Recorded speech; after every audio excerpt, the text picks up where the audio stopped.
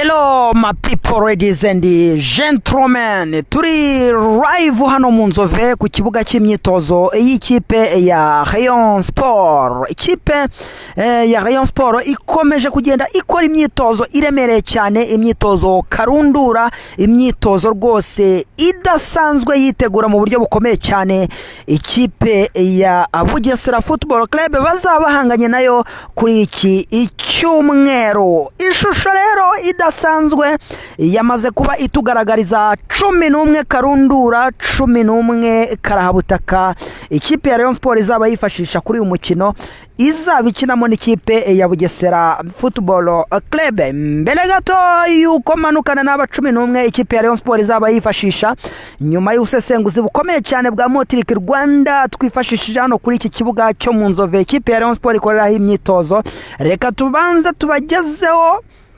bamwe mu bakinnyi batazabasha kwitabira iyi match bo ku ruhande rw'ikipe ya Rayon Sport. Umukinnyi wa mbere bamwita Guruwari Tambwe Ngongo, uyu ni umusore w'umurundi. Uyu musore rero murabizi ko amazi iminsi mikeya agize ikibazo cy'imvune, ariko akaba ari nawe ari muri infirmary, akaba ari kugenda yitabwaho n'abaganga, ariko isima bari baramushizeho ku kaguru bamaze kuba bayikuraho, akaba ari kugenda akora imyitozo ye ku ruhande buhoro buhoro cepe.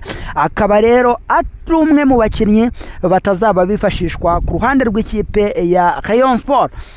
Umukinnyi wa kabiri bamwita Abedi Bigirimana Lokando, uyu nawe ni umusore w'umurundi, akaba ari umusore ukina hagati mu kibuga, umusore w'umuhanga cyane, akaba nawe amaze iminsi abazwe tando. Uyu musore rero nawe amakuru dufite yimbitse nuko azagaruka mu kibuga mu kwezi kwa mbere. Uyu musore nibwo azabagaruka mu kibuga nyuma yo kuba akirutse imvune, cyane ko ubungubu nawe ari muri recovery, ari kugenda akurikirana ibintu bye uko bimeze gatanu ukuri gatanu. Umukinnyi wa gatatu bamwita Fanganye, uyu musore w'umunyasenegal yamaze kuba amanuka hariya i Dakar, ajya kuba akurikirana nawe ibijyanye n'imvune ye, cyane ko muziko yaramaze iminsi nawe muri infirmary ari kugenda ari covering, ariko agenda agaruka akora n'imyitozo. Amakuru rero dukuri indani nuko uyu musore nyuma yo kugenda hagaragara amakuru agiye atandukanye amujyana muri ekipe ya APR, yamaze kuba rero yerekeza i Dakar hara muri Senegal mu gihugu cye, kugenda akurikirana ibijyanye n'imvune ye ndetse no kureba uburyo yazagaruka nawe akazakomeza gukinana n'abagenzi be mu kwezi kwa mbere nk'ibisanzwe.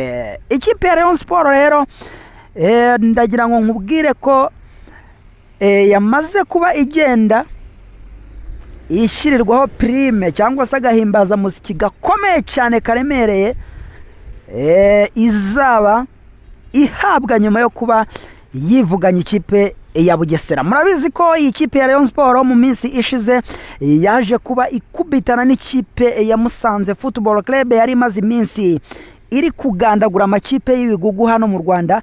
Murabizi ko yamanutse yifatiye ku gakanu ikipe ya APR kayikanda amaso hafi no kuyatunura, hanyuma iragaruka ikubitana n'ikipe ya Police Football Club banganya ubusa ku busa.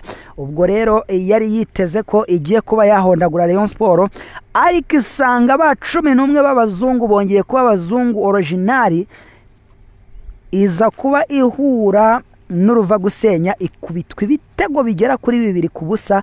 Ikipe ya Musanze izamuka yimwiza imoso. Icyo rero cyari igisobanuro gikomeye cyane cyuko ikipe y'Imana, ikipe ya Rwanda, ikipe y'igikundiro yamaze kuba igaruka muri mudu ndetse itangiye kwerekana itandukaniro ry'abagabo nyuma yuko uwitwa Murenzi Abudara yinjiye muri ekipe ya Rayon Sport aje kuba ayiyobora mu gihe cy'amezi 3. iyi kipe ya Rayon Sport iri mu nzibacyuho ubwo bari bamaze kuba bakuraho ubuyobozi bw'ikipe ya Rayon Sport. Reka rero tumanuka na 11 baremereye cyane, 11 ikipe ya Rayon Sport yamaze kuba ipanga neza 5 kuri 5 izaba yifashisha kuri uyu mukino, hanyuma tubakubwire neza cyane 5 kuri 5.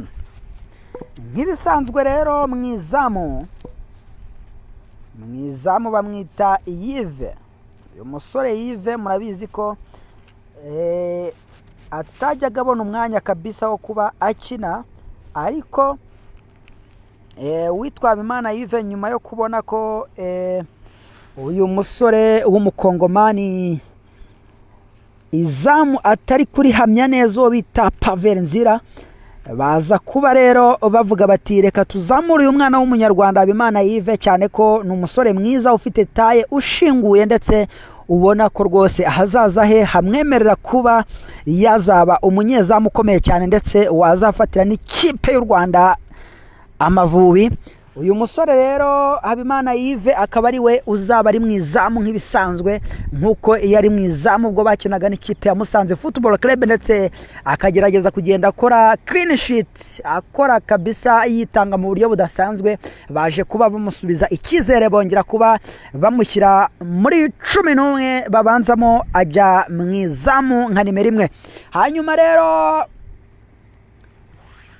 ubwo nk'ibisanzwe, ubwo tugeze kuri 2 nyuma yo kubona ko witwa Serumogo Ali Omar afite rwose power performance iri hasi cyane, baravuga bati reka twongere tunyuzeho witwa Nshimirimana Emmanuel Kabange. Ubwo rero Nshimirimana Emmanuel Kabange akaba ari uzabaca kuri 2 nk'ibisanzwe y'ikipe ya Rayon Sport. 3-3 hari umusore wari umaze igihe adakina rwose ari muri Rayon Sport, ariko umuntu yibaza ngo ese yagiye he ko yaburiwe irengero nka Rwatubyaye.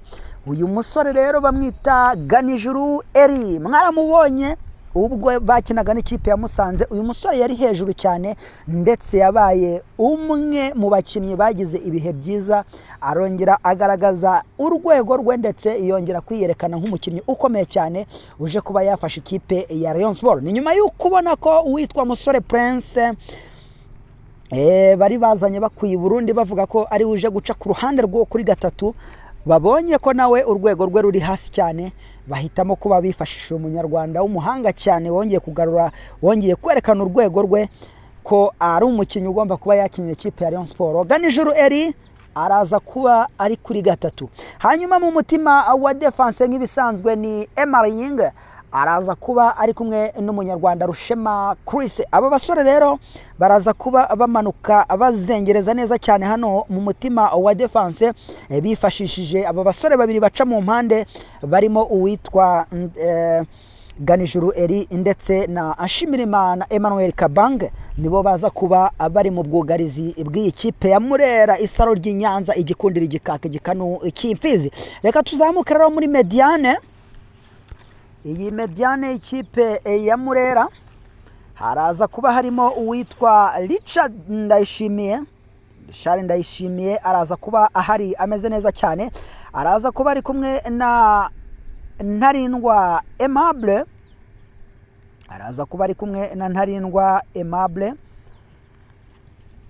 baraza kuba bari hariya rwose muri defense, nako muri mediane. Araza kuba kandi ari kumwe n'umusore witwa Tony Kitoga, uyu mukongomani w'umuhanga cyane, le magicien congolais international. Mwaramubonye ubwo bakinaga n'ikipe ya Musanze, yaravuze ati ku myaka yanjye mike cyane, ku buhanga mfite bwo gukina umupira, nkaba naratoranijwe mu bakinnyi bagomba gukinira ikipe ya Rayon Sport. Iki nicyo gihe uyu ni wo mwanya wo kwerekana urwego rwanjye, nga provinga nkereka bare yo ko ari nanjye mu bakinnyi bari bakenewe rwose, nanjye nari ndimo. Ni mu gihe kandi bari bamaze kuba bamukinisha ku mwanya we Donatille, nyuma yo kumukura mu kugenda bamuhengeka mu mpande. Ubundi uyu musore akina mediane, nirwo rubuga rwe. Aravuga ati reka nze nongere mbiyereke. Yafashe umupira cenga babiri beza, abashyira hasi ari kuri shoti ry'umwaka ry'umuriro, igitego cya mbere kiba kiranyoye. Bamwita Tony Kitoga, le magicien congolais international. Akaba rero ari umusore ukina hagati muri mediane rwose. Araza kuba rero ari kumwe n'uyu Ndayishimiye Richard, bamanuka bakubita bavangura bigendera neza cyane. Hanyuma rero turaza mu busatirizi, uruhande rumwe ruraza kuba runyuraho inkuba mu nkuba gaca mu nkoko bamwita Aziz Basane Kulanya, hanyuma urundi ruhande ruraza kuba runyuraho uwitwa Habimana Yves. Hanyuma rero kuri atake nk'ibisanzwe barabanzaho International from Burundi, n'umusore ukubutse mu bihugu by'Abarabu, akaba